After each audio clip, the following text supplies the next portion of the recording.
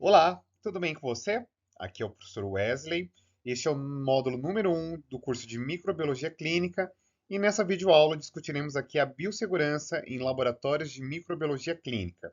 Essa aula ela é extremamente importante, pessoal, pois a partir dela nós conseguiremos agora entender qual que é a importância de normas de uso de EPI, de EPC, quais são as instalações mínimas necessárias para o desenvolvimento de pesquisa na área de microbiologia clínica, beleza? Então, vem comigo. A nossa aula ela vai estar estruturada em quatro grandes principais temas, a saber se são eles: o conceito de biossegurança, a classificação dos laboratórios segundo o nível de biossegurança, quais são as classes de agentes de risco biológico e as recomendações de biossegurança para cada uma dessas classes de agentes aí de risco biológico, beleza? Então, nessa primeira videoaula, nós discutiremos esses quatro conceitos e ao longo desse primeiro módulo a gente vai reforçando alguns aspectos, por exemplo, de instalações, manutenção e por aí vai. Tranquilo? Então vamos lá? Então vamos começar a nossa aula discutindo o que é a biossegurança e por que ela é tão importante no laboratório de microbiologia clínica. Essencialmente, quando se fala de biossegurança, gurizada, o que eu quero que vocês entendam é que nada mais é do que um conjunto de ações destinadas a prevenir riscos inerentes às atividades dos laboratórios de assistência, ensino, pesquisa e desenvolvimento tecnológico que possam eventualmente comprometer a saúde dos profissionais e o meio ambiente. Trocando isso daqui por outras palavras, a ideia é a seguinte: quando a gente fala em medidas de biossegurança, é tu pensar em maneiras a quais a gente vai fazer a prevenção de riscos, de maneira a qual eu vou manter a saúde da pessoa que está fazendo ali as análises de assistência, de ensino, de pesquisa, assim como da comunidade, ou seja, das pessoas externas ao laboratório. E nesse sentido, esse conjunto de ações de prevenção tem como responsabilidade legal a segurança nos ambientes de trabalho, que cabe aos administradores. No entanto, para além da administração, por exemplo, do laboratório, do hospital, da universidade, é importante que os funcionários também incorporem na sua rotina as boas técnicas microbiológicas e as normas de biossegurança, que é regida aqui pela NR32 do MTE. Essencialmente, o que eu quero que vocês entendam é que esse conjunto de ações que a gente vai realizar dentro de um laboratório precisa ser uma coisa rotineira. Então, você precisa de POPs, que são os procedimentos operacionais padrões, e isso precisa ser guiado de acordo com as boas técnicas microbiológicas, ou seja, a ideia essencial é que a gente apresente boas práticas laboratoriais, beleza? E nesse sentido, a gente precisa, por exemplo, que haja uma pessoa ou uma comissão de biossegurança que implemente as normas preconizadas em biossegurança de maneira a qual a gente consiga prevenir aí risco para os funcionários, alunos, pacientes e o meio ambiente. Em outras palavras, a ideia é que eu tenho um conjunto de ações operacionais que previna eventuais lesões, riscos ao funcionário e também para a comunidade externa ao laboratório.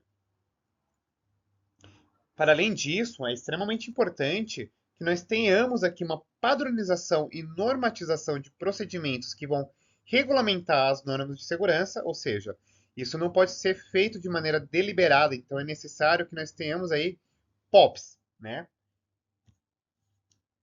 Para além disso, é importante que consigamos fazer aqui o processo de identificação e classificação das áreas de riscos, e, por fim, estabelecer-se aqui programas de treinamento para prevenção de acidentes e monitoração de eventuais acidentes que possam ocorrer.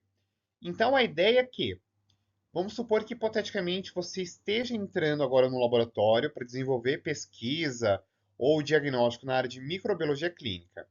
É importante que você passe por um treinamento de maneira a você entender quais são os eventuais riscos aos quais você pode estar exposto, e a partir disso é necessário que haja uma prevenção desses riscos. Mas não menos importante, e eu gosto de enfatizar, que é sempre necessário que haja uma educação continuada, ou seja, não é somente você entrar uma única vez, ter um único treinamento, isso aí precisa ser aprimorado cada vez mais. Tranquilo? Dito isso, é importante que vocês entendam que dentro de um laboratório a gente pode ter uma classificação em níveis de biossegurança. Basicamente, o que eu quero que vocês entendam é que essa classificação ela está determinada de acordo com o agente biológico de maior classe de risco envolvido, tá? Então a gente vai ver que existe determinados micro-organismos que eles são mais patogênicos, então ele tem o maior risco ocupacional e, por consequência, também na comunidade. E, por sua vez, é importante nós destacarmos ainda que quando não se conhece a patogenicidade de um determinado agente biológico, nós precisamos fazer uma série de várias avaliações de risco para que nós consigamos aí tentar estimar medidas de contenção, tranquilo? E nesse sentido, nós temos aqui a Comissão Técnica Nacional de Biossegurança, que é justamente a comissão que vai ser responsável pelas atribuições relativas aí no estabelecimento de normas de adesão aí, análise de risco, definição dos níveis de biossegurança e, por consequência, também aqui a classificação dos organismos geneticamente modificados, os OGMs. Então, a ideia, pessoal, é que nós teremos aqui os laboratórios sendo estratificados de acordo com o nível de risco envolvendo-se aqui um determinado agente biológico.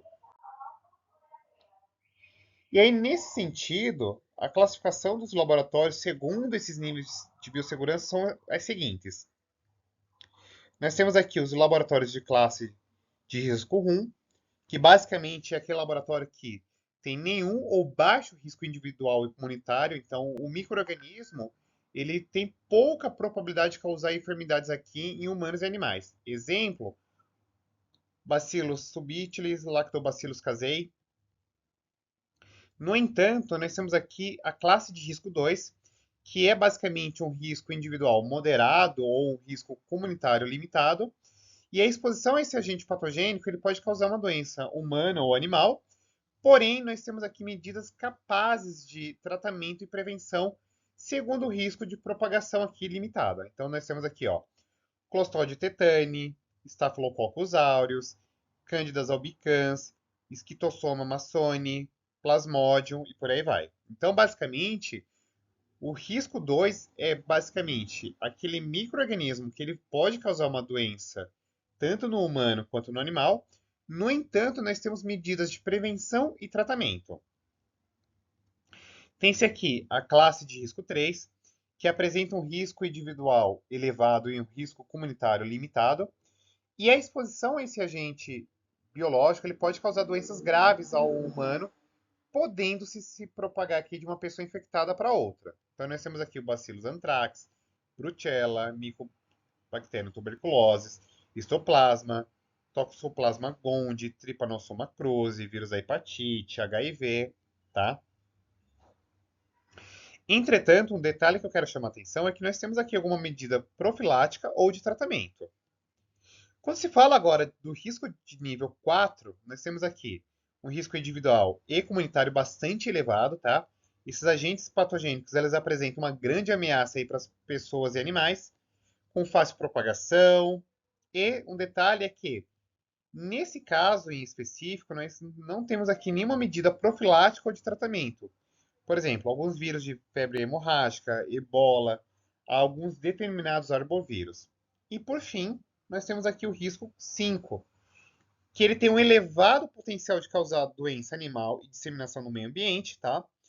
E aqui é importante nós destacarmos que se aplica agente de doença animal, que não existe no país, tá? E nesse caso você precisa utilizar aqui um laboratório de contenção máxima, o que a gente chama de NB4, tá? Então, o que eu quero que vocês entendam é que a depender do agente que a gente esteja trabalhando, manipulando, a gente vai classificar aqui os laboratórios nesses níveis de risco, tá? E nesse sentido, um outro ponto que eu quero chamar a atenção de vocês é que a gente classifica os agentes de acordo com o risco biológico.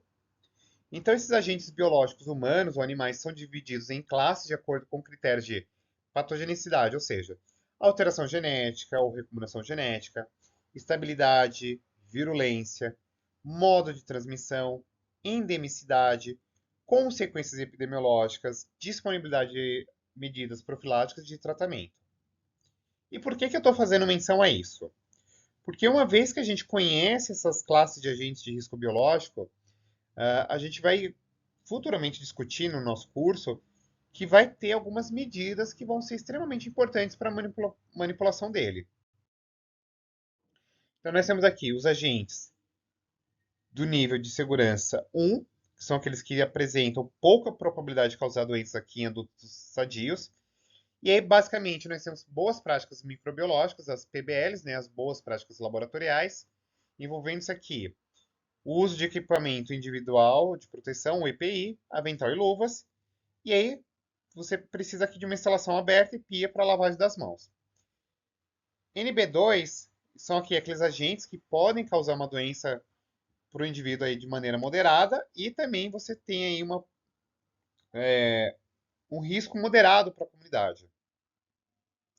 E às vezes de transmissão aqui, lesão cutânea, ingestão, exposição de mucosa. E aí, basicamente, além do que você já tem na NB1, você vai ter um acesso limitado, sinalização de risco, manual de biossegurança definido, políticas de vigilância médica e necessidade aí de descontaminação dos resíduos. Para além disso, você vai ter aqui cabine de segurança de classe 1 ou 2, tá? EPI, avental, luva, protetor facial, quando necessário. E acrescenta-se aqui, além da bancada, autoclave disponível. Na classe 3, NB3, você tem aqui agentes que causam infecções graves ou potencialmente letais, tá? Você vai ter aqui, como práticas, acesso controlado, descontaminação de todo o resíduo, descontaminação do avental antes da lavagem, banco de soro de funcionários na admissão. E aí as barreiras de contenção são cabines de segurança de classe 1 ou 2, usadas aí para manipulação de todos os materiais, avental, luvas, máscaras e acrescentado aqui nós colocamos separação física de corredor de acesso, porta com fechamento automático, dupla porta de acesso, ar não recirculado e pressão negativa aqui no laboratório. E aí, quando a gente chega aqui no laboratório NB4, é aqueles que têm agentes aí com alto risco de causar doença letal, risco individual e para a comunidade elevado, ocorrência de infecções causadas aqui por transmissão de aerosóis ou risco de contaminação desconhecido. Como boas práticas, a gente vai ter que troca antes de entrar no laboratório, tomar banho na saída e todo o material que foi utilizado precisa obrigatoriamente ser descontaminado antes de sair do laboratório.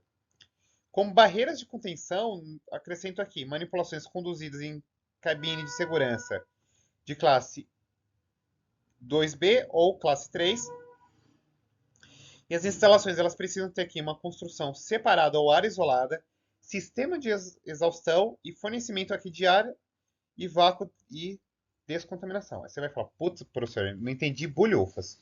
O que eu quero que vocês entendam é que a depender do nível de biossegurança, a gente vai precisar ter instalações com características muito específicas, medidas de contenção e descontaminação específicas, beleza? E aí, quais são as recomendações? Vamos lá.